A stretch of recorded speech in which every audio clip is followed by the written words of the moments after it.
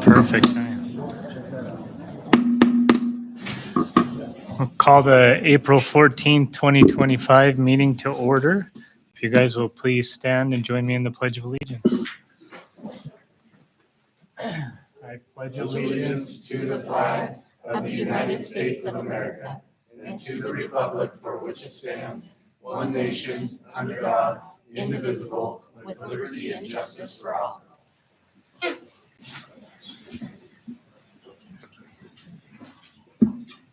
Thank you. So for our education corner this month, I'm going to turn it over to Dr. Libby. We thought we'd actually provide some additional information on the ninth grade center and hopefully help put the community at ease.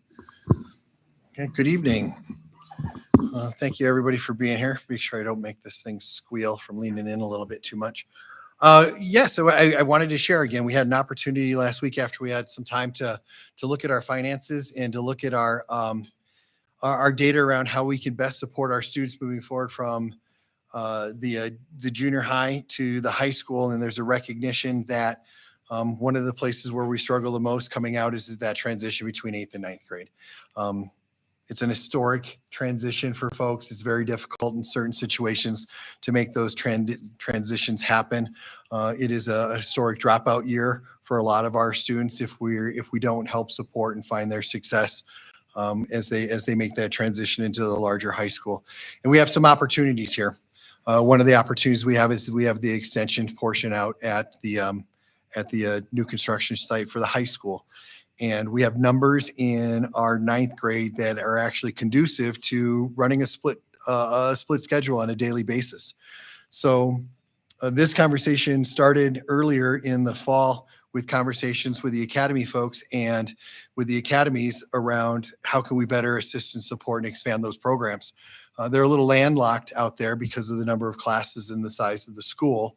So in our conversations with them throughout the fall and into the wintertime saying, hey, I'd really like to see those programs expand and get an opportunity for more students to be involved in those programs, the ninth grade conversation started to occur. And then when we started looking at the numbers and we started looking at our finances with the capabilities of actually financing it, getting the number of staff in the right place so that we could run smaller groups of teams to run this program, it came together, and it kind of came together rather rapidly. So held a meeting with the high school and the academy folks at the same time, sent a message out to the 8th grade parents, sent messages out to the entirety of the high school. I believe we sent a note out and started to move forward. And then the following Monday had a meeting with the 8th graders to sit and visit with them. So what I did is I've got some information here. And what I'm going to do is I'm going to treat this kind of the same way as we have visitors comment. I'm going to share all this information out onto the webpage, and there's a link to a PowerPoint that has some more data and some more resources in there so that everybody can see it. But myself and Ms. Bolton went over to the 8th grade. We had a meeting with them the following Monday, and I had a few of the questions that came from them and some folks that caught me out in the community. So I was just going to go through a few of these. How will the students get back and forth to the ninth grade center? School district provides busing. Right now, we're trying to look at it that half the kids will start at the ninth grade center doing their core instruction. The other half will be at the high school for their electives. At lunchtime, they'll switch. We'll feed everybody at the ninth grade center. So the kids at the ninth grade will eat. The kids at the high school will load buses. They will come over. There will be one transition. They'll switch. The kids coming in will eat right away. Then they'll go to their core classes in the afternoon. The rest of the kids will go over. We're working with transportation because Bo's got nothing better to do with a brand new baby. Congratulations. To do some problem solving, to see how we can best assist and support the transitions of our kids. This will cut down on a significant amount of transportation of juniors and seniors throughout the school day. This will have one transition in the morning, one at lunch, one in the afternoon. If kids are in athletics, that comes up, we'll make sure that we get there. There's a great question by a young lady that said, well, what happens if I'm in a 0 hour and I'm already at the high school? Absolutely great question. If your schedule works, and you can stay there, we'll leave you there at the high school to do your electives right away so we don't have to transition you around. If it doesn't, there's a bus there that will bring you out to the ninth grade center and you'll start their day there. I did have someone in the community ask me, so will the kids spend a full day out at the ninth grade building, like a Monday, Wednesday, and then a Tuesday, Thursday at the high school for electives? No, every day they'll switch, and they'll switch at lunchtime. Will there be a space at the high school for transitioning of academy kids back? Yes. There's enough space at the high school, plenty of room for the academies not only to get there, but to continue their collaboration sections, and then to also help us assist in growing that program by getting more kids involved in our academies. And that's been the goal since I've got there through my conversations with them. How will lunch work at the high school? Great question. We have open campus for high school, or it's closed campus for ninth graders. With this change in the number of students being out, we believe that we'll be able to actually feed everybody in the cafeteria. So instead of kids being scattered across the building, having lunch and creating supervision for more staff members, we'll be able to cut down on some of the supervision needs and have students that want to eat in the cafeteria stay in the cafeteria to eat in that space. Will there be dedicated administrators and counselors to the ninth grade center? Yes. We're going to have somebody that is physically at the center all day for students. My 0-hour questions right there. There's a question around is there data that supports this type of change? The answer is yes. I will attach this to this information that we will I'll work with staff, and we'll get it up onto the Google Sheet, onto the webpage for folks. Is there open campus for ninth graders? No, there is no open campus for ninth graders. We're going to keep them on campus. We've recognized throughout this past year, when we have ninth graders off campus, we have some decisions that may not be the greatest that occur. So we're keeping them on campus. A few of the other questions were some minor ones. Do we get to wear hats? Yes. You get to wear hats out at the ninth grade center. Do we have the same cell phone policy? Yes, you have the same cell phone policy as the high school does. So all of those things are intact. But that was information around Education Corner. I will attach all of this information around with the ninth grade academy model, and we'll put it up on the web page where we put all of the other questions around visitors' comments, so that if folks want to review it, if they have any questions, they can reach out and get a hold of me, so that we can continue to have those conversations. So thank you. Thanks, Dr. Libby. So I'm actually going to turn a little time over to Trustee Schumacher as well. She's provided a lot of time and research into this, so there's a few things she wanted to share, and then I'll just make a quick closing comment on it with some of the thoughts tying the ninth grade center into our book study. So, Trustee Schumacher.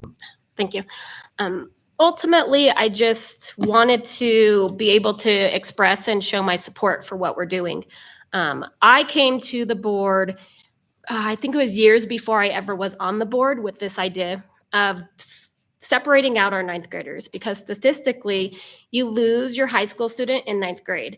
If you flunk and fell out in ninth grade, you're less likely to not just flunk out throughout high school, but not graduate as a whole.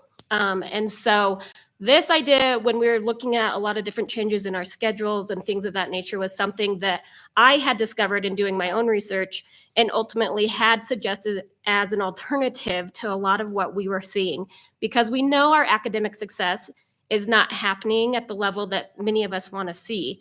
And so ultimately, I was really excited when we had Dr. Libby come in and we got to sit down and talk to him and just share some different ideas.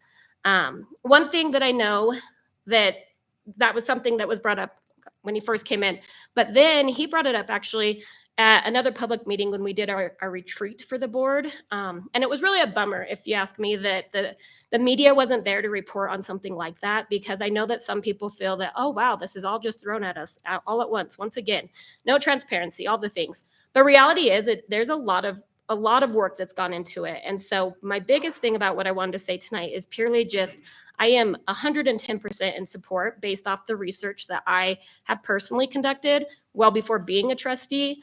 And I believe that Dr. Libby also had indicated he has his research and data as well to show ultimately what this can do.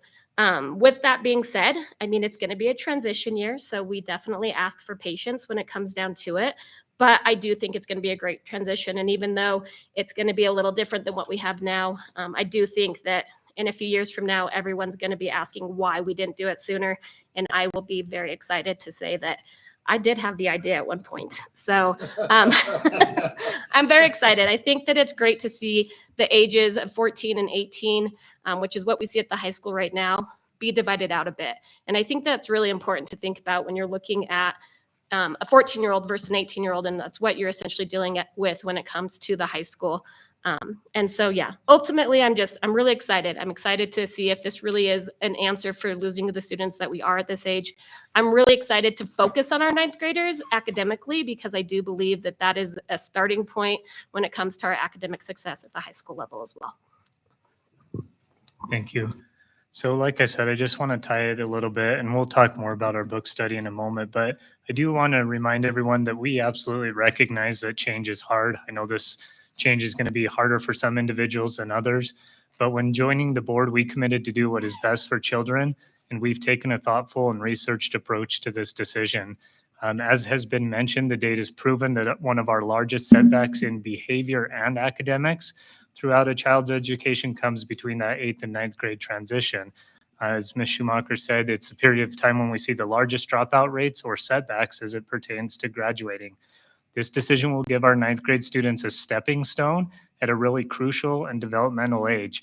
So based on our book study thus far, this is the period of time, 14 years old, is when the cognitive, emotional, and physical are all coming together.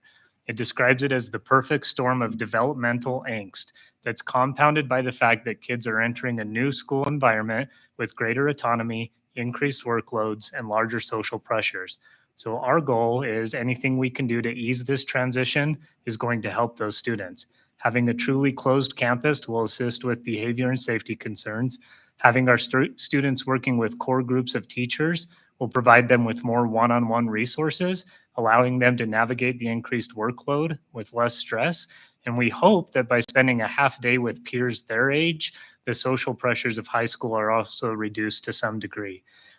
Also recall that this decision is part of the bigger plan. Obviously, we intend on having the brand new high school connected to the satellite out there in hopefully 3 years. That's our optimistic. But we envision on retaining this portion of the satellite school to be kind of that 9th grade pod minus the cafeteria. But to continue to have that stepping stone where students can transition into high school a little bit slower, remain with their peers, still kind of get a glimpse of what the bigger high school is all about, but have that more concentrated support center.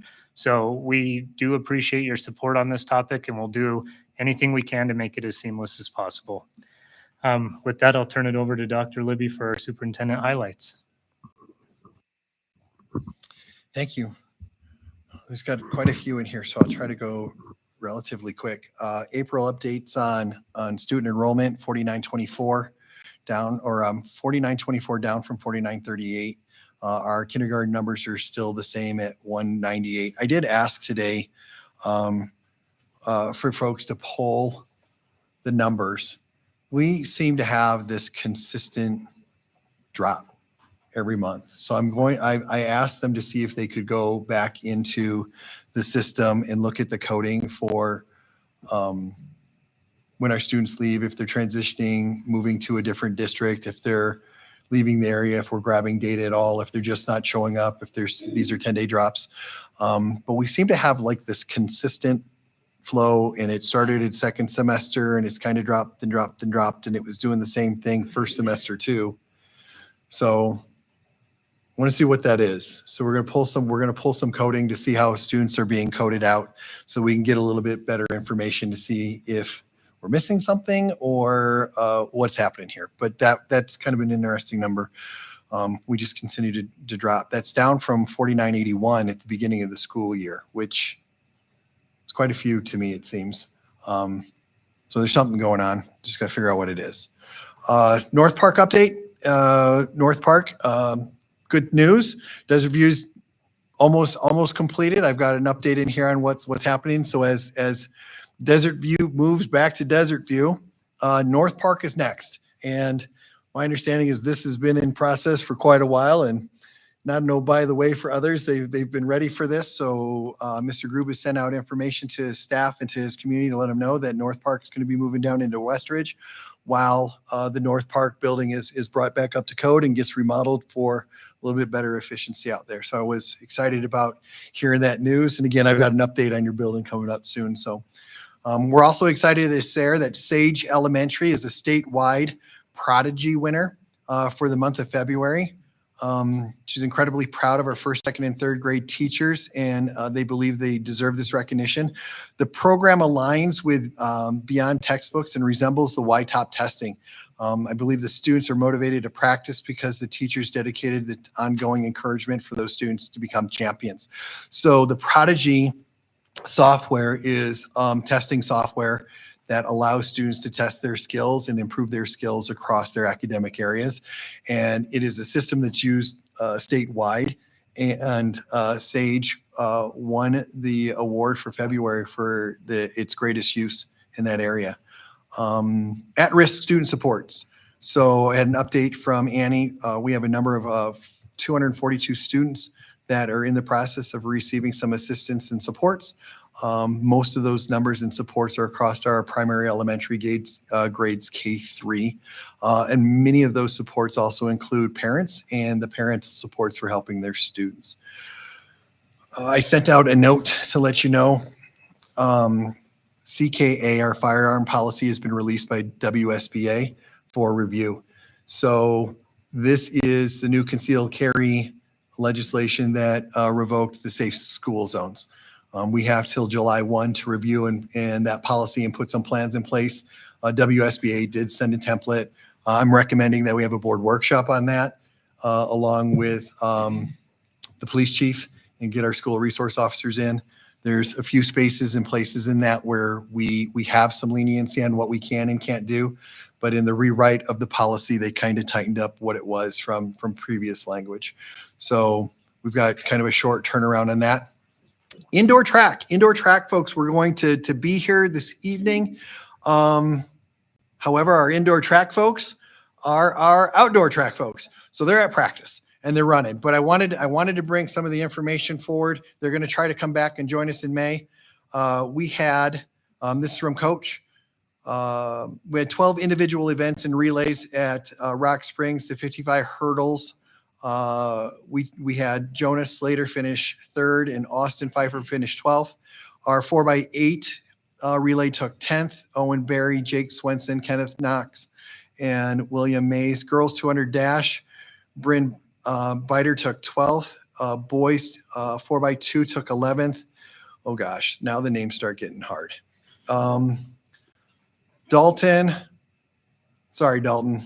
I'm going to kill your last name here, buddy. Marinzik. Thank you. Caleb Padilla, Devian Miller, Sergio Cisneros. 4x4 took 9th. Bryn Biter, Julia Clark, Hayden Plant, Talia Knudsen. 4x4 took 10th. Dalton Marinzik, Caleb Padilla, Brendan Swigert, and Mark Hamilton. Boys high jump, Jonas Slater took 6th. Girls long jump, Bryn took 1st. State champion. And boys pole vault, Trace Walker took 12th. As a team, the boys finished 12th. The girls finished 11th with only 11 seniors on the team. We took the underclassmen this year and got some experience in state meet. For those students, run, throw, jump, personal best this year. The girls' side, 13 personal bests were marked. On the boys' side, 16 personal bests were marked. So congratulations to the indoor track team. They're going to be back with us. They'll be here at the May meeting. Rock Spring Junior High swim team just finished. And we've got a 500-meter fly. Mac Ward at 28.89, 100-meter intermediate, Mac Ward, minute 6:49, and the 200 free fly, Mac Ward, John Crofts, Nick Mauser, and Kiefer Crompton, 1:50.98. They had a great season in the conference last year. They got 5th, so they're really excited about how they're doing. The girls, took 7th out of 9th. They had some great overall work that occurred there. Construction update. Westridge, we're into alarms, ceiling tiles, kitchen carpet, and the water line is being repaired and covered with cement. And they are moving. Or Desert View rather, is moving to get Desert View back in time so that you'll be ready and prepped for the beginning of the school year. Transportation, they did an emergency drill over the last few weeks and an exercise out at the airport that went exceptionally well. And we had 2 buses donated to the fire department for specific training on fire suppression. Curriculum and instruction had a committee meeting, a community meeting for the consolidations of the title funds last week, and it was attended very well by more than 30 members of the community. And with that, that is my superintendent's highlights. Thank you, Dr. Libby. Okay, we'll move forward to our book study. Just a reminder, the board is reading the book, The Anxious Generation. I'm going to ask that we complete chapters 5 through 10 before the next meeting. And I'll just start off. I'd like to hear from each of you if you have some things to contribute, but a few things just for the community. The central claim in this book is that there's overprotection in the real world and underprotection in the virtual world. There's 4 foundations that it throws out, and some may chuckle at this, but this is the research-based approach. And those foundations are no smartphones before high school, roughly age 14, no social media before 16, phone-free schools, and far more unsupervised play and childhood independence. One of the things I found most intriguing so far about the first 4 chapters is it talks about our psychological immune system. And it says, happiness cannot be reached by eliminating all triggers from life. Rather, happiness comes from learning to deprive external events of the power to trigger negative emotions in you. So it basically tells us that we need to work on our psychological immune system, and particularly with our youth, that we've got to find a way to build strength in not allowing these external events to trigger or have negative impacts on us. So with that, I'd like to open it to you guys if you have any comments on what we've read so far or thoughts on how this pertains to our district. Mr. Garner. For me, one of the most striking things, at least in the first 4 chapters, was the discussion of the importance of real active play. And as we've seen in the education system over the years, more and more of the hands-on type activities have been kind of stripped from the curriculum over time in favor of more structured opportunities. Now we're doing a pretty good job, at the high school levels with vocational opportunities and things, but just kind of made my brain, brainstorming here on ideas that opening up for more structured playtime in our younger kids to really develop, help develop that, because we don't have any control on what happens outside of the school in their lives. But the more time we can actually distract them from screens and devices instead of having their heads in their iPads. And I don't have a plan for that at this point, but it definitely was the direction, that it was kind of pushing my brain towards. It definitely talks about children developing skills in that free play, right? Especially unsupervised in the sense that, like, if there's a problem, they resolve it themselves. They work through it themselves. And so they don't have somebody stepping in to solve the problem for them. Anybody else? Dr. Franks. Try not to make this squeak this time, guys. There we go. So what I found interesting in this book that really caught my attention, when you look at the development of the internet and social media. So the big thing, which I never knew and learned a lot off in this, Instagram was started in 2010. Facebook bought Instagram in 2012. And that is when the first front-facing smartphone came out. And if you look at the studies that they did, and it was not only in the United States, but looking at different countries, the preteen, so in young women, 10 to 14, suicide rate increased 3 times. And I'm like, okay, there's got to be some kind of merit in this structure. Those are young ages. I mean, when I was 14, I was falling off haystacks and falling through the roofs of chicken coops. You know, this is something that we drastically need to take into consideration with kids and social media. And to me, those statistics are very frightening. And, you know, and that was back when this all started in 2010, 2012, and look how far things have developed in social media now, which is very frightening to me at this aspect. And so this is one big thing that we need to take a look at. The other thing that really caught my attention, they give a term of what we call psychological safety. And it's kind of an important term in which you still have the ability to say and what you feel is correct without being judged, without having pettiness, without, you know, come back in your face.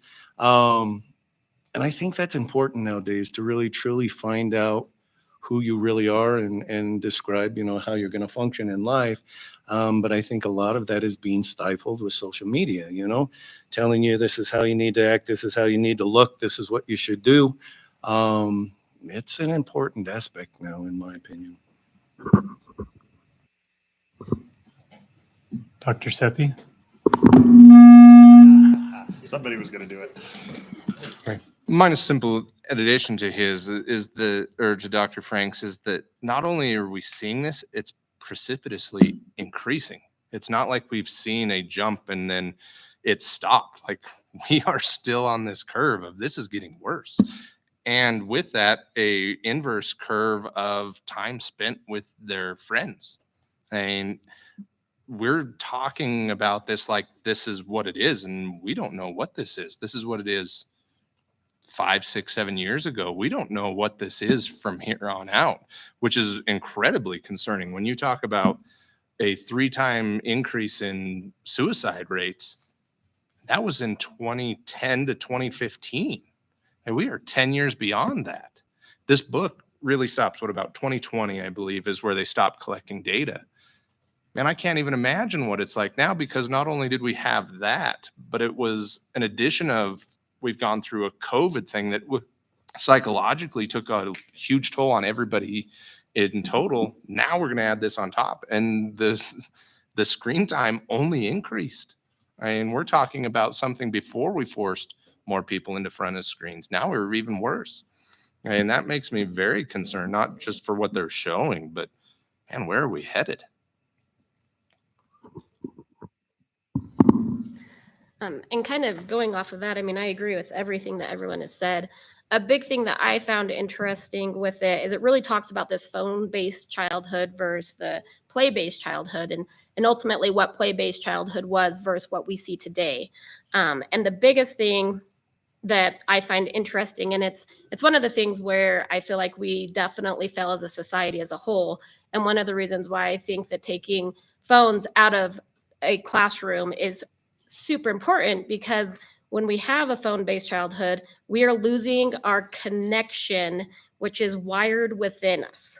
And so you lose your face-to-face. And when you have kids that at the high school where they're on their phones versus paying attention, all of those things I think are really interesting. But the biggest thing is as we're learning as children, they talk about the serve and return. It's like a ping pong effect, that social interaction where you're face to face and you say something and you have to recognize what it is and how that impacts your social development along with your emotional self-regulation. And without it, with going more to this phone-based childhood, we are seeing more behaviors from that. You have your emotional difficulties, your erratic behavior, you have difficulty forming healthy attachment. You can't regulate your emotions and sound decisions with risk. And that is what is bringing us to the overall idea of this anxiety and this depression that is higher today than at any point in any person's life with our adolescents. And so I found that to be really interesting when it came to it, because that's a big thing. I mean, face to face. My family, we do no electronic Saturday, and we do face to face all day long. And it has changed because we haven't always done it, but it has changed even our children's perspective when it comes to how we're interacting within our family, let alone how we're interacting within our schools.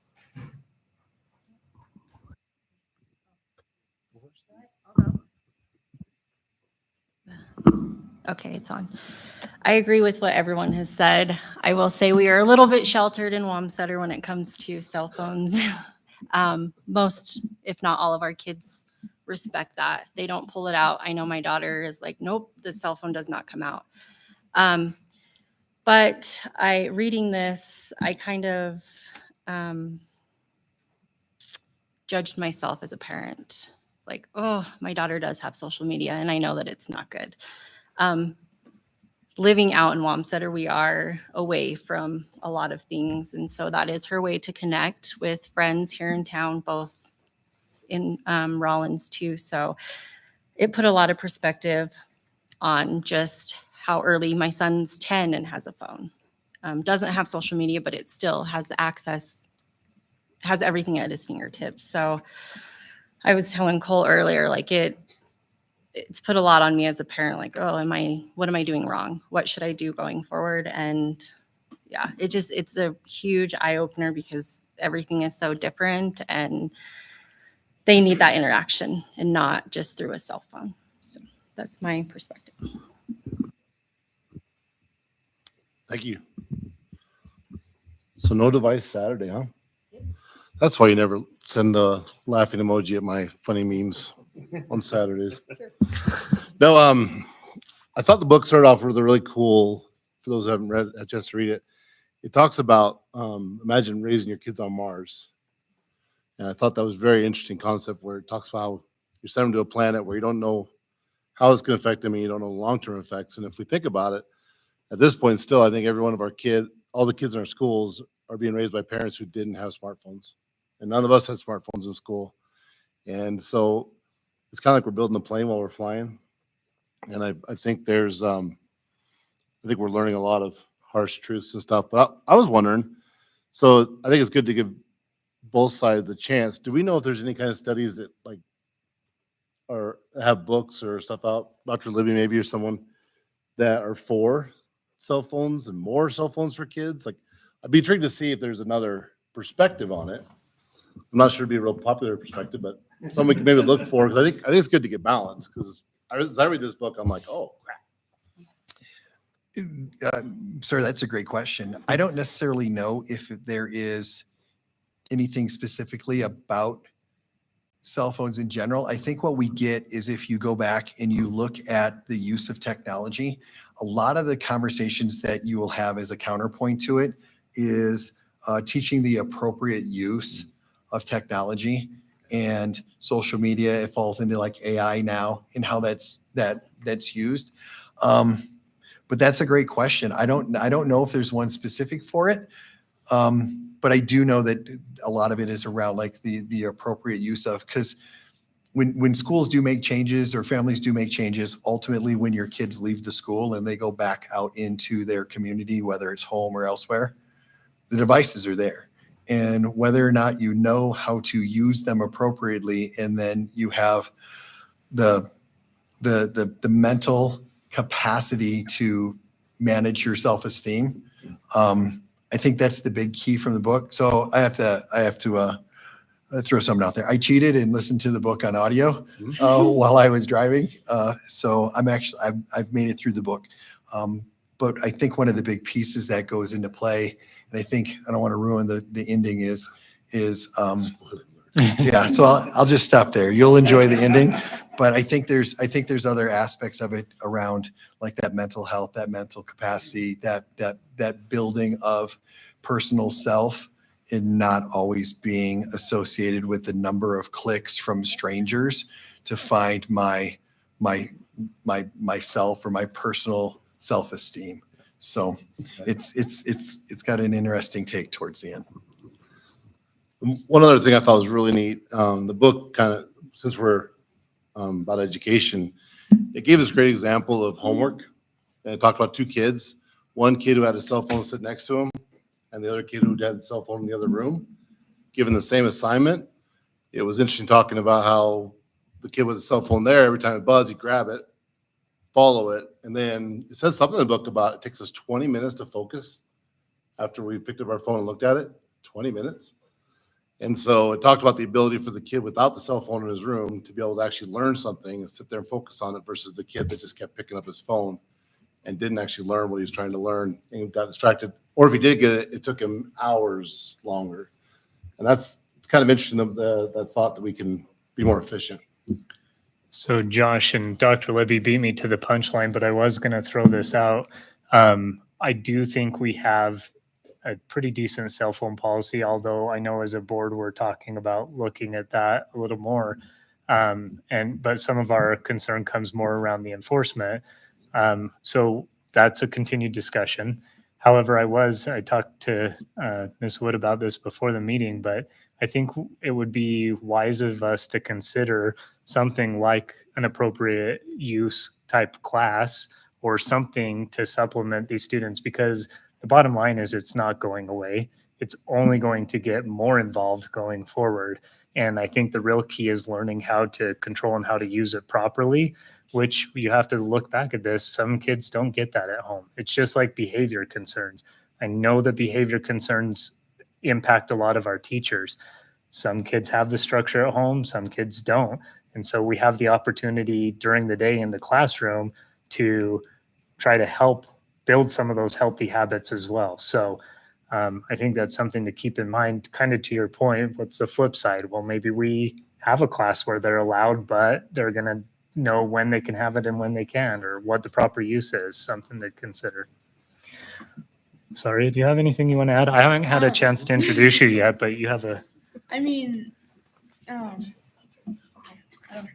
know how this works. There you go. Oh no. I know that my parents definitely did it pretty well, I guess. I had a flip phone for the longest time, and then I got a touch screen when I was like 14, and I got social media then, and they taught me all of the things that I needed to know on how to be safe and stuff. And like, even then, like, I'm on my phone probably a lot more than I should, but I know that even then, like, I still find myself, having those like ups and downs and still feeling anxious and stuff about stuff I see online. And I just think a stricter phone policy would probably do the school some good. Thank you for that. And so now that Lasari has already spoken, I'll tell you, Lasari is our student representative from Black Butte High School. She is the student council president up there. So big high five for Lasari on that. Any other comments on our board, on our book study? Okay, let's move forward then with our board reports. And just navigate here, make sure I got to the right thing. Yes, board reports. So a couple of quick things, as Dr. Libby alluded to, we do want to plan on having a May workshop to go through the firearm policy with those individuals. And we also will likely have some WSBA representative and district legal representative as well to also help address some questions for us around that. So look forward to that, please. The other thing, WSBA has the Chapter 31 rules around graduation requirements that's been sent out to you. I think the interesting thing, and I would highly encourage you guys to provide as much feedback as you can. If you did get to attend the conference last November, you probably heard they're looking at like these, the profile of a graduate, and so much of it was based off of like interpersonal skills and, the ability to interview for a job, the ability to have interactions instead of what grade did you get in math or science. And this graduation policy change is kind of like the incorporation of both. There is a coursework aspect to it, and there is some, district specific grades that would be assigned there.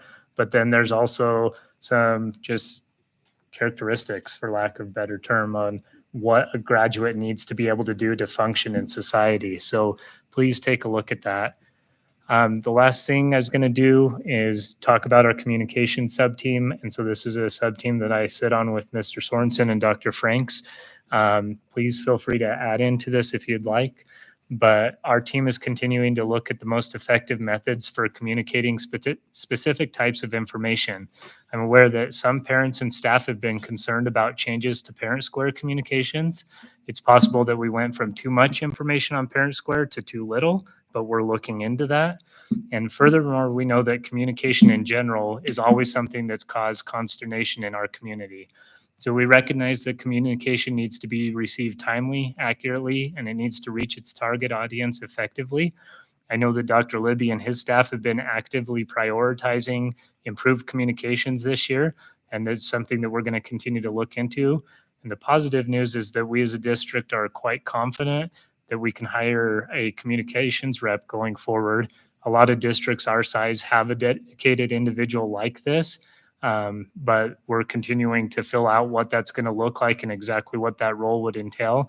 But I think that would be a positive progress for us going forward. Anything else you guys want to add on the communication sub-team? Oh, we just talked about our website being a little archaic, a lot archaic. So a refresh there would be nice. Yeah, which is also in the works, right? We're actively looking into that for sure. Dr. Franks, anything else? Okay, maybe food insecurity. Dr. Seppi, Dr. Franks, or Ms. Wood, do you guys want to provide an update on that?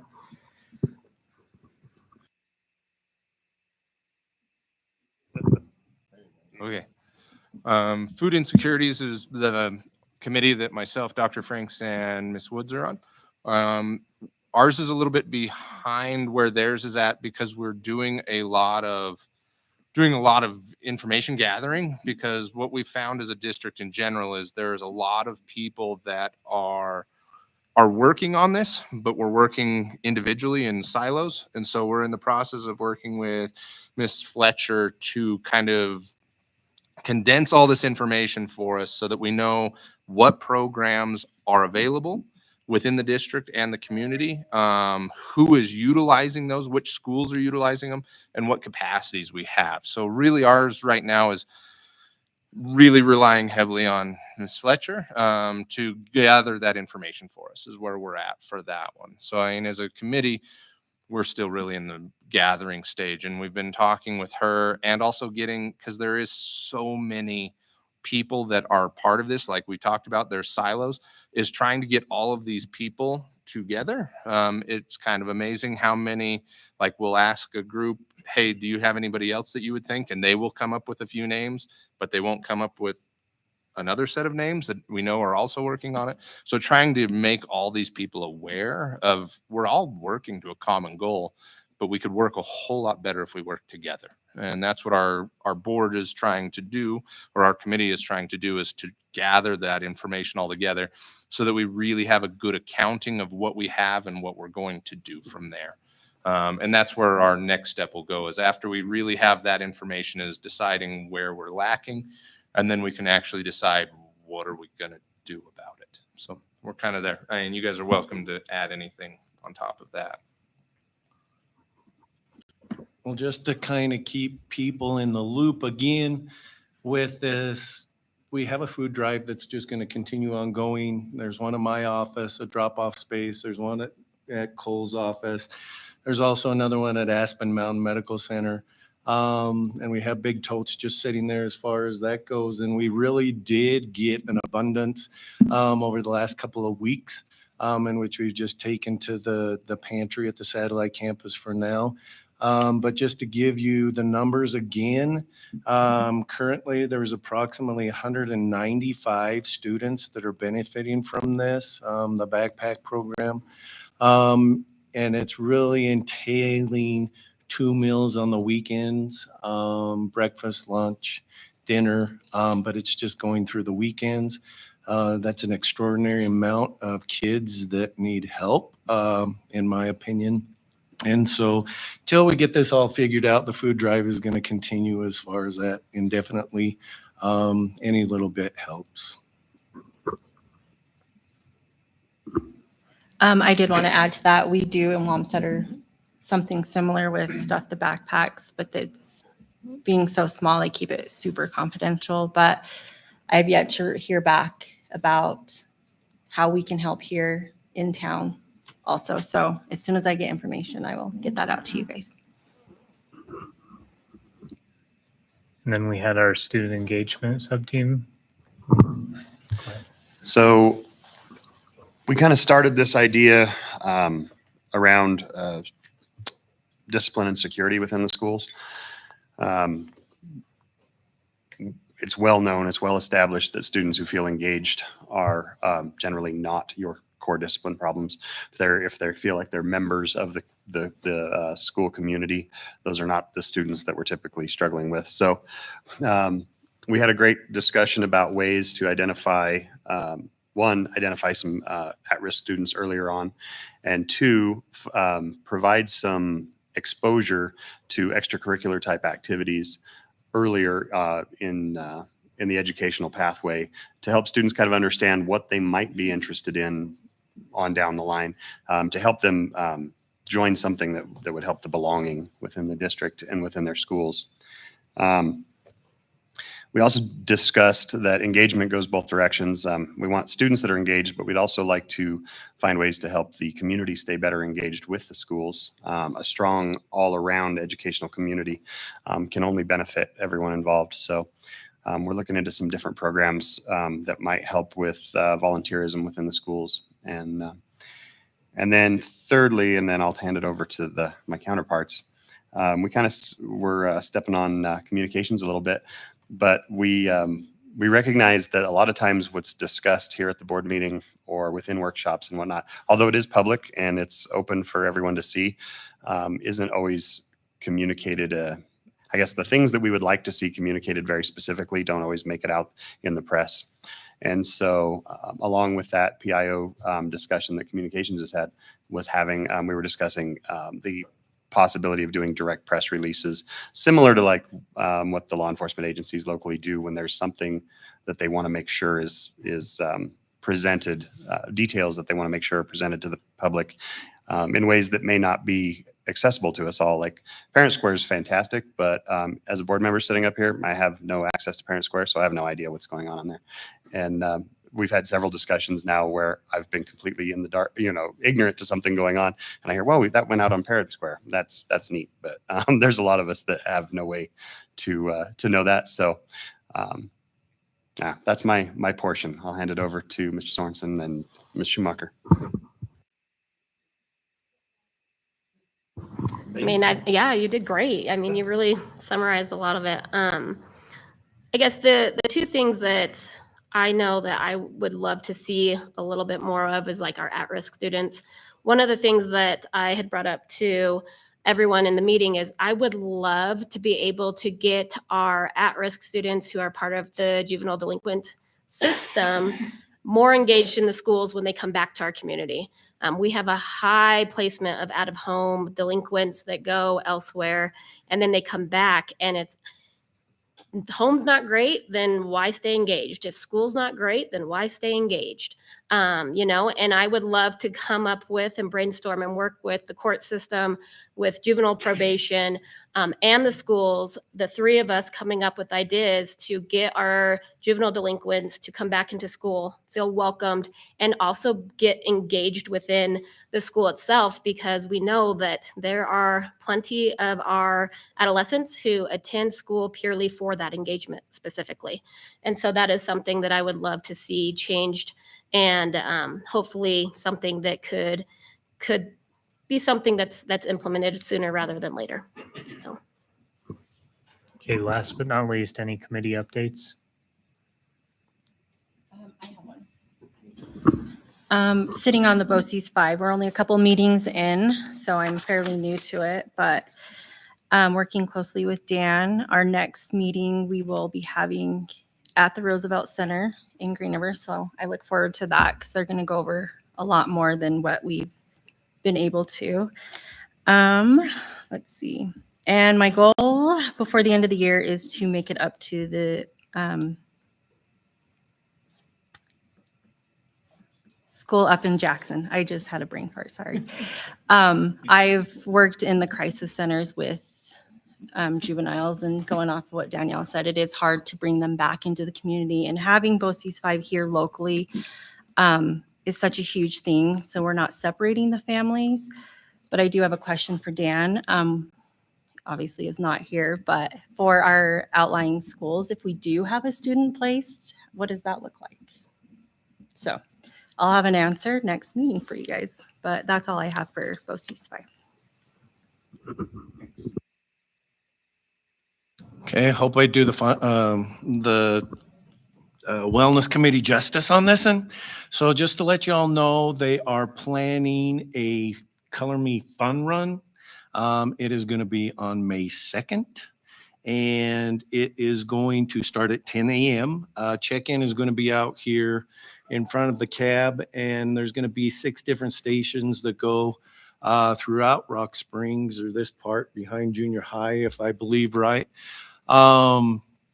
So it is going to be broken down into men's, women's, runners, walkers, teens, kids, all are welcome. They're trying to make this kind of just a fun event. It is Wyoming, so I don't know if you're going to be running in moon boots or if you're going to be running in your tennis shoes. But just kind of plan on that. But the check-in starts at 10 o'clock here on May 2nd. There is a QR code that is going to be going out on Parent Square, and you can just register there. And then afterwards, there will be a barbecue over at the junior high. And I think that summarized it all up. Okay, perfect. You lost my attention until you said barbecue. I'm in. It's an exciting world in the health insurance world. It is. It really is. Tiffany Gunter and her team are doing an amazing job. We have some new advisors who are going to help us shop and look for the best option for the employees of the district. And I'm very optimistic. It's going to be great. So stay tuned for future updates there, but it's fantastic.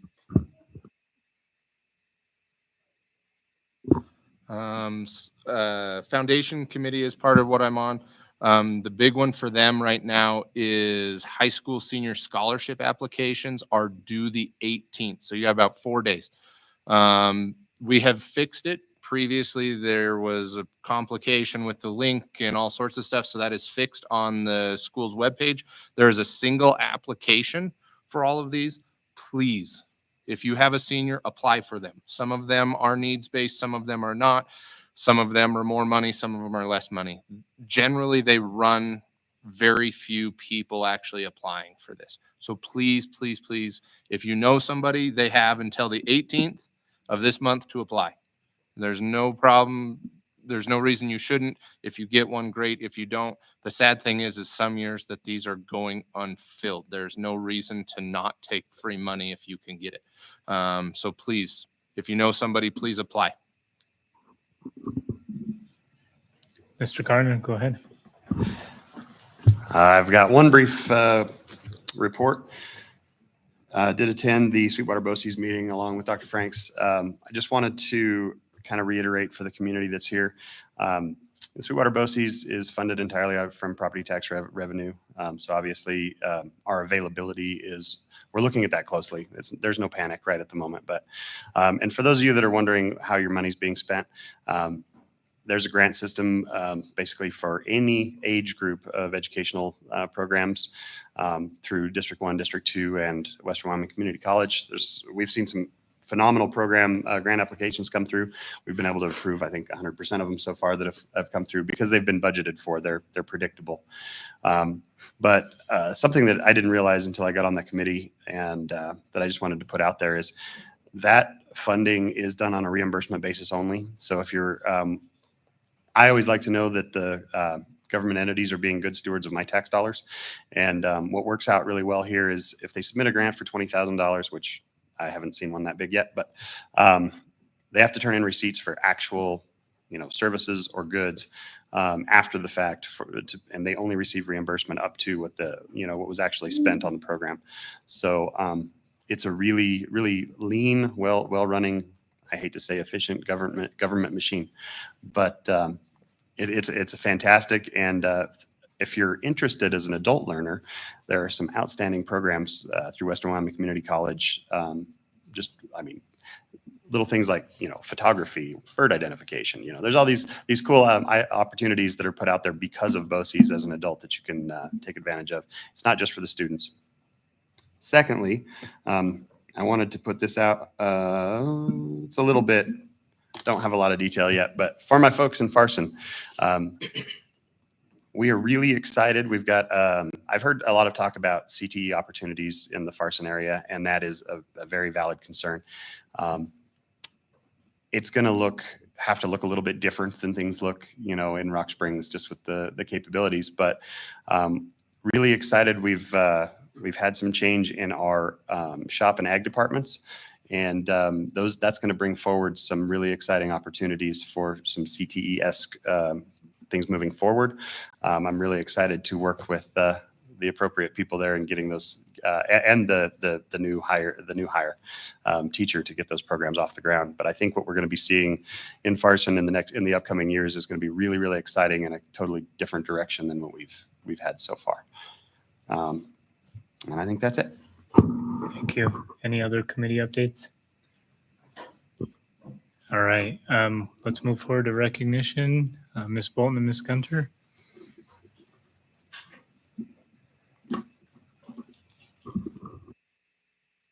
Good evening, Chair Wright, Superintendent Libby, and members of the board. If you'll please join us down here for recognition.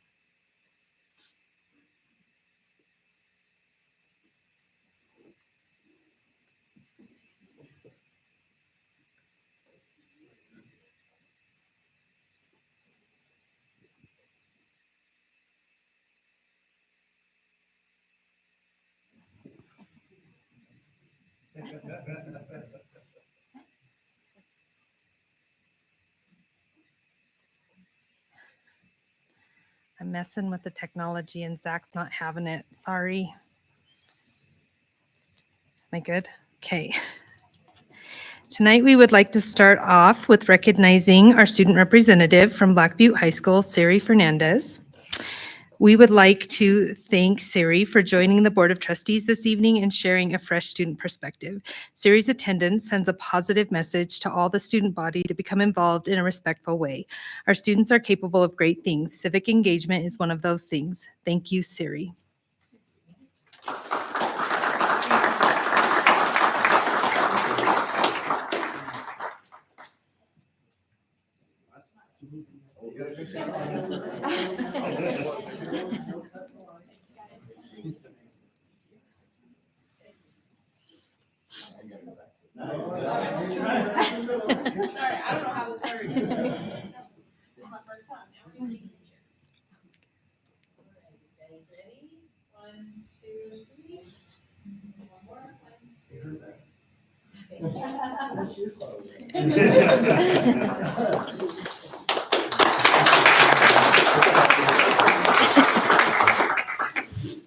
We are incredibly proud to recognize the quick thinking and courageous actions of Walnut Elementary second grade students Presley Benton and Allison Velasquez.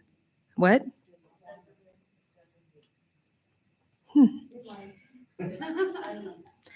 That's what I meant. Sorry. Of Desert View second grade students, I apologize, along with long-term substitute Miss Kelly Leon. Yesterday during lunch, Presley and Allison noticed a classmate in distress and promptly alerted Miss Leon, who was on duty at the time. Miss Leon immediately responded and saw that the student was giving the universal sign for choking. With calm and swift action, she performed the Heimlich maneuver and successfully dislodged the food, allowing the student to breathe again. We are so thankful for the awareness and responsibility shown by Presley and Allison in seeking help, and deeply grateful for Miss Leon for her life-saving response. This is a powerful reminder of how awareness, communication, and action can come together to make a real difference. Well done. We would like to recognize Presley, Allison, and Miss Leon.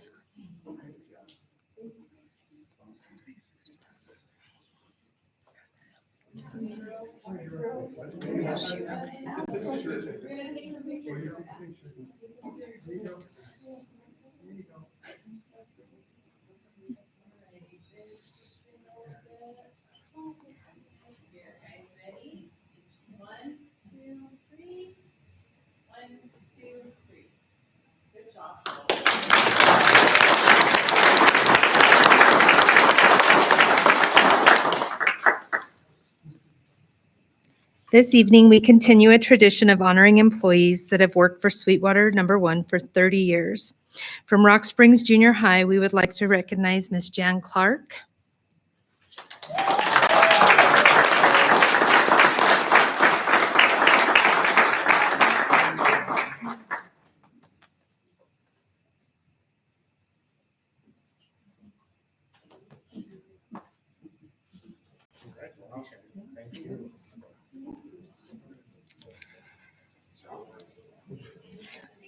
And we would also like to recognize Hallie Riskus. Is she here this evening?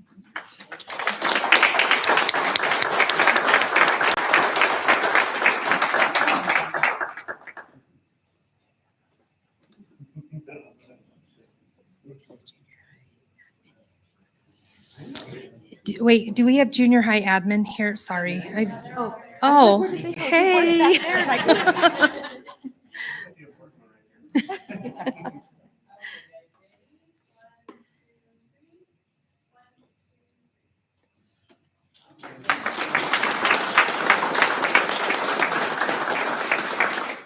That is the conclusion of recognition.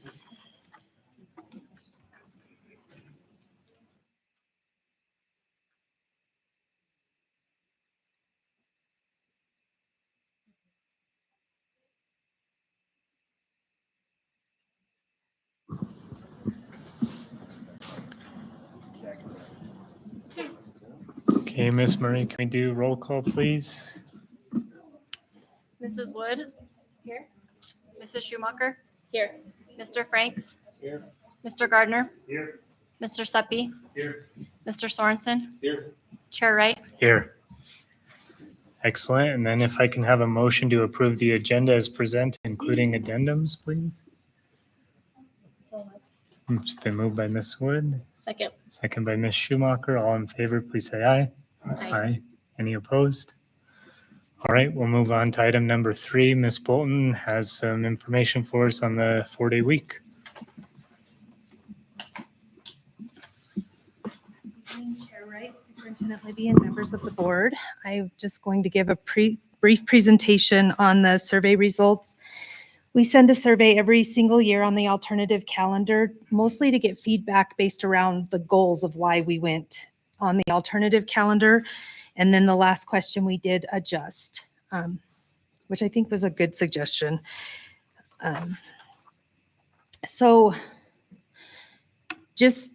We did submit the next 2 years' calendars to the state for approval. They go to the state board in May, so we'll hear back in May.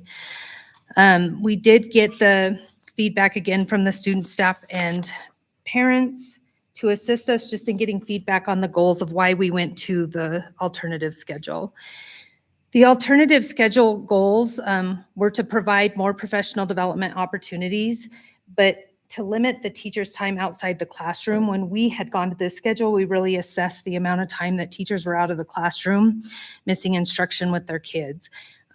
We wanted to also provide more blocks of uninterrupted time for the PLC process for them to analyze data and plan, and also use it as a recruiting and retention potentially a tool. In the research, and I've been looking for something different, it still comes back to that effective teachers and high quality staff are the key component to student achievement. We really were trying to provide a schedule that was meeting the demands of teaching today.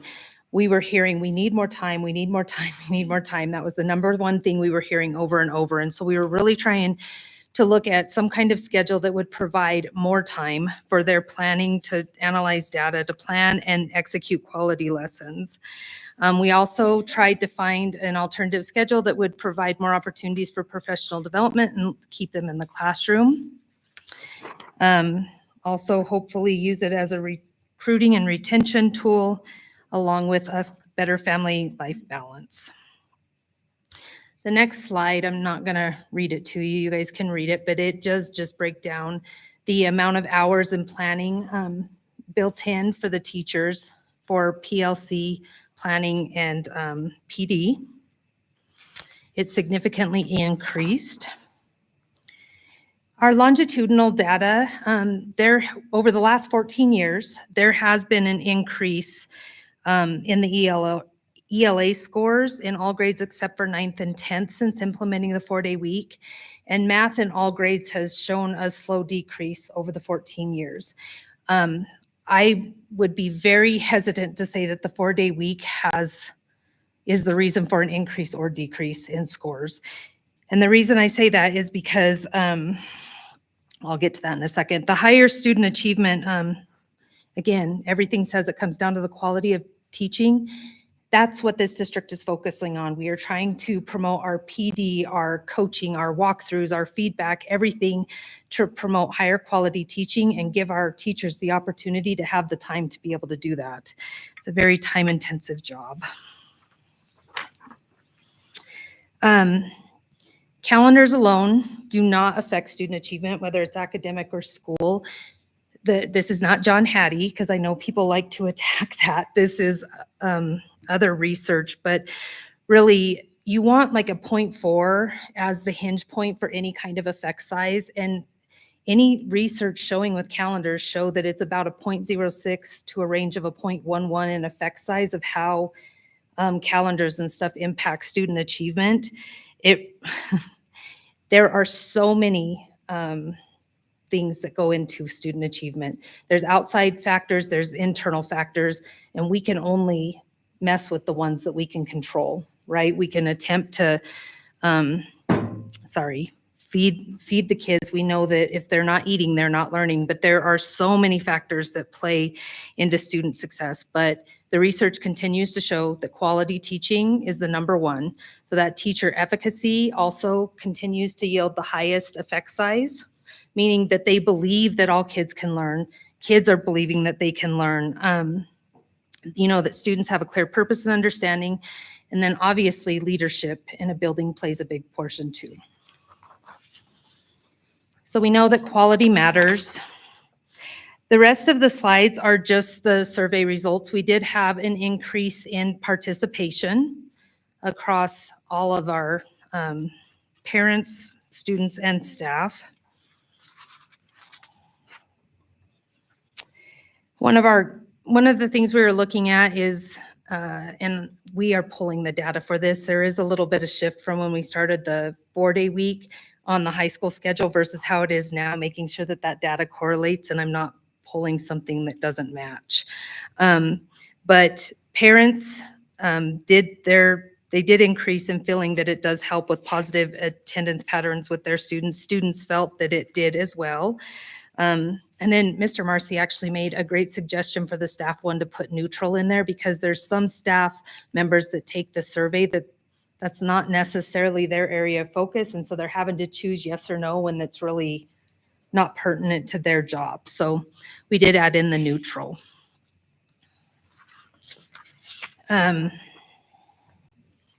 Supporting student achievement, we did see an increase in all of the yeses. We see that yes in English, maybe no in math, but again, a calendar isn't going to be a sole factor in predicting that. One of the goals was looking for a higher, home life balance, and that is what everybody reported. So other goals, only the teachers were surveyed on this. If it was supporting more of their planning and collaboration time, we did put not applicable as an option in here. provides more professional development opportunities to staff on Fridays and keeping teachers in the classroom more. And we did do the not applicable to my position again. So the results are a little bit different than in the past because well, we had an option, so they didn't have to choose a yes or no. We did ask if the 4-day week is a reason that the individual came or plans to stay at Sweetwater 1, and those are the results. And then has helped my morale. Overall, we saw an increase in the yeses. And then we did change the question at the end to if you could support it or not, to if you prefer a 4-day week or a 5-day week. And those are the results that were yielded. These results we do turn into the state. Every June, I have to submit a report based around our goals and the information that the state's requesting. So I already turned in the survey results to them, but I'll turn them again in June. This is something that we have to do every single year. But this is just an update on the survey that went out. I stand for any questions. Any questions? Mr. Sorensen, go ahead. I guess maybe it's more a comment than a question, or it's a really impressive increase in participation. Is there a reason attributable to that? That's really neat. So we've really tried to press it during the school day for the students to take, and then we've tried to set time aside for the staff to take during the contract day. Even parents had a good increase. Well, that's Yes, that, and there's nothing different we did there except push it out on Parent Square a couple times. I appreciate the change in the question, and it's more clear to me. So appreciate that. Dr. Seppi? So we asked if, did the changes, do we feel that the changes are helping? I'm trying to get to the actual wording here in particular. Positive attendance pattern. And we asked parents and teachers and staff, did they feel that it did? Do we have data that shows? That's that it what we're did? going to provide to you. The Okay. high school went from, their schedule during the day changed and from every day to every other day. So the data I pulled was skewed at first, so we need to fix that, and I can provide that data for you. Do we have data from, because we've done this for about 5 years now, do we have that data as well? We can pull it, yes. Perfect. Yep. I also have a question. I don't know, I'm guessing you don't have the answer to this, so don't feel like you need to give it to me. Under other goals, supports more planning and collaboration time, our staff, nearly 25% said not applicable to my position. So we have any you've got idea why- food service, custodial, transportation, maintenance, secretaries. So there's a pool of staff that don't necessarily have collaboration and planning time or utilize PLC. So I'm curious, in the future ones, is there a way that we could break this out? Because staff, I think, is great, but staff is very different from our educational staff and our support staff. If maybe we could branch those out in the future, because I think those are very different answers, which is why we're getting, I think, 25% pretty much in assists in teachers and classrooms. I would hope that that's not just teachers saying not applicable, or I don't know. So I can, although the survey's anonymous, so clearly I don't know who it was from, they did have to click if they were 712 or whatnot. So I can actually sort the data to pull that. If we could see that, I think that would be important, Sure. because I agree that our bus drivers probably don't have the same opinion. I'm not saying that they're not valid. They're valid Right. for a different reason, but that would be good information to provide. And then on your slide 6, you had said that it was not a specific person that had given that data, that the increase was not, or that the 4-day week was not associated with anything. You gave a certain source for it, but do we have the source that you're Yep, utilizing? I do for- have the sources. I can give That would those be to you. great, just so Yep. that we could have those, so that we could actually look at them. Absolutely. There's multiple. And I didn't say it doesn't have, it's just not the sole factor in it. And that's what I'm Yeah. looking for, is what Yep. the other ones are. Anytime we're citing source, I would love to know what it is so that we can I look at it. almost put it in the slides. Even in just like a footnote or something Yep. like that, just so I that we will, I can have see them it, all. that would be great. Yep, that's not a problem. Okay, those are mine. Thank you. Any other questions? I was just going to highlight two other things that I've heard through the community that I'd like to provide a response to. One of them is the number or amount of time or number of hours spent in school being different for the 4-day versus the 5-day. They're almost identical. In fact, the 4-day actually has a little bit of additional time in it, if I understand correctly. So when you're looking at whether the classroom time for a 4-day or 5-day is substantially different, it's not. It's essentially equal. The other one, just to keep everybody in mind, is that there is a financial impact at this point with that 5th day, that while it's not our sole reason for making decisions, it's pretty substantial in dollars. And I know you have that information, I do. but something to keep in mind as well. So, Mr. Wright, the Oregon study is where you can find the most recent information on a 4-day versus 5-day week. And they're the ones that came back and revised the study and said that it's not so much the 4 or 5-day week, it's the instructional time. If the instructional time decreases, that's typically when you're going to see a negative impact. If the instructional time stays, which yes, our elementary increased, the others stayed about the same or increased a little bit. They're not seeing much of an effect. So that's the Oregon study. I can get that reference for you guys. And then I can get any data you guys want, although we did not go to a 4-day week for financial purposes. It's exactly what you said, Chair Wright, with the financial impact to go back to the 5-day week, it will add a significant impact to sub costs and different things that's already broke down that I'm always happy to share. That's always just good information to have, but. Thank you.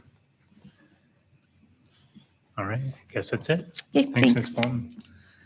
Okay, we'll move on to item 4, communications and correspondence. Thank you guys for attending today's board meeting and for your ongoing engagement with the district. As we move into the public comment portion, we kindly ask that each speaker limit their comments to 1 opportunity. If you have already submitted written comments, we kindly request that you refrain from addressing the board again on the same topic. All written comments will be posted in the written public comment section of the agenda for review by all attendees, including trustees. If you have a concern regarding a district employee, please know that in order to protect privacy and ensure due process, such matters will be addressed in a closed session. We encourage you to utilize the district's official complaint process, which can be found on the district website, along with the necessary forms. If you are unable to finish your comments within the allotted 3 minutes, we invite you to submit the remainder in writing to the superintendent or board chair. These submissions will be shared with all board members after the meeting and will receive a response in the same manner as public comments. With that in mind, we have received no written public comments, so we will move forward to in-person public comments. Is there anybody who would like to provide in-person public comments?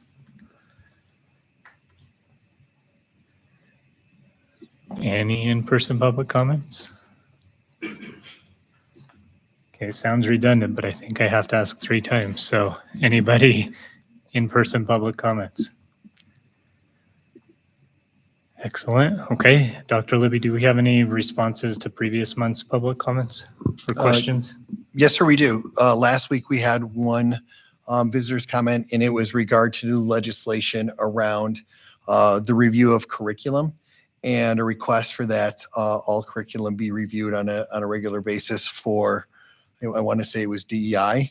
And we do have I'm going to make sure I get the name right, Community Curriculum Council that is made up of staff members and community members that meets, and a board member that meets on a regular basis to make sure that our curriculum is reviewed in a timely fashion. I have already shared that information back to the individual that asked the question and brought up the legislation as well. Thank you. Okay, we'll move on to item 5, which is our consent agenda. Is there a motion to approve the consent agenda items as presented or amended? So moved. It's been moved by Mr. Gardner. Is there a second? Was that Dr. Franks? Second by Dr. Franks. Thank you. All in favor, please say aye. Aye. Any opposed? Okay. We'll move on to item 6, which is the temporary closure of North Park Elementary School for the 2025-2026 and 2026-2027 school years. Is there a motion to approve to close North Park Elementary School and relocate North Park Elementary students and staff into Westridge for the years I just mentioned, and then move more North Park Elementary students and staff back into the newly renovated North Park Elementary School at the start of the 2027-2028 school year? It's been moved by Dr. Franks. Is there a second? Second by Ms. Wood. All those in favor, please say aye. Oh, yes. Thank you. Good catch. Thank you. Discussion on this. Go ahead, Mr. Sorensen. Thank you, Chair. I was just kind of curious what is different about the North Park remodel that's going to take 2 years versus the Desert View? I even have it written down to have discussion.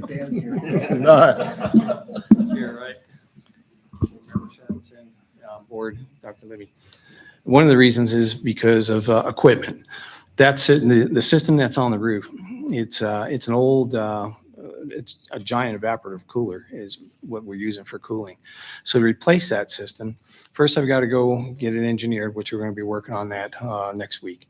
Then when we find those units, whatever size we're going to use, and I'm not sure whether we're going to go with a DX coil or a chiller, however, that right now there's like a 14-month delay in getting equipment. Okay. And before that, once I get that information, then I have to go out to bid for a roof because we want to match the roof with curbs and all that stuff, before we go out to bid. So it's basically equipment that takes forever to get, and the design, everything just a slow process anymore. And I don't know what units we're going to go with. So depending today, the new COVID is tariffs. So if you want to talk about a delay, just say tariffs instead of just replace COVID, and that'll give you add a year to anything that you want to. And then we don't know if the power out there will accommodate, and there is a 2-year wait on transformers. So, all right. And what year was North Park built? Just curious. You may put you on the spot, sorry. Yeah. It's 42 years old. Okay. So, yeah, and that's not a cookie cutter school. Which means 1982. Yeah. There you go. Engineer on staff. I don't like math. So.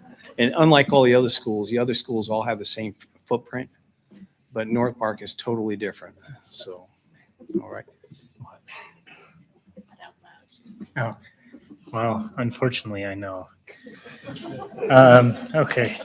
Any other discussion? I apologize for missing that. Okay, so is there a motion to approve all that verbiage that I just said on the 2-year closure and returning North Park to its home building in the 2027-2028 school year? Sorry, it's been moved by Dr. Franks. It's been seconded by Ms. Wood. All those in favor, please say aye. Aye. Any opposed? Thank you.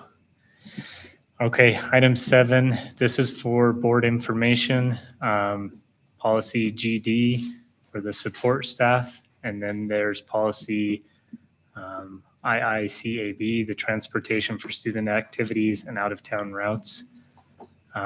Ms. Schumacher, is there anything you want to add into that? No, I'll be honest, I was in and out of the last policy committee meeting based off of my husband being gone on training in Houston. So I didn't catch everything there. But I mean, everything was discussed. I believe that there were questions that were answered. So I don't have a whole lot to add to what the policy committee did with these ones here. Okay. Item number 8 is our vacancy notice as of April 14th. And 8B, the April 2025 5 Head Start Governing Board and Policy Council monthly report is provided.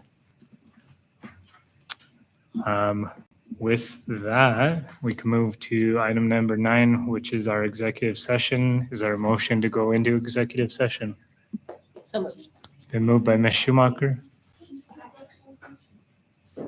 The consent agenda? Uh-huh. We did. Okay. So a motion to go into executive session by Ms. Schumacher. Is there a second? Second by Mrs. Wood. All those in favor, please say aye. Aye. Any opposed? We'll move into executive session, and I do not anticipate any business upon our return.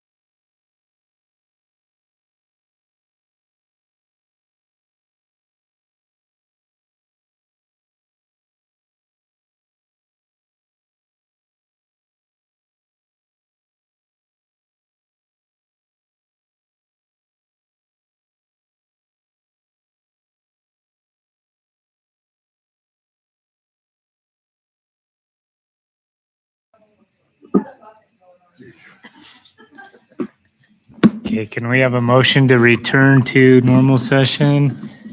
So moved. It's been moved by Ms. Schumacher, second by Ms. Wood. All in favor, please say aye. Aye. Any opposed? And a motion to close the meeting. Been moved by Mr. Gardner, second by Dr. Franks. All in favor, please say aye. Aye. Aye. Meeting's closed. Thank you.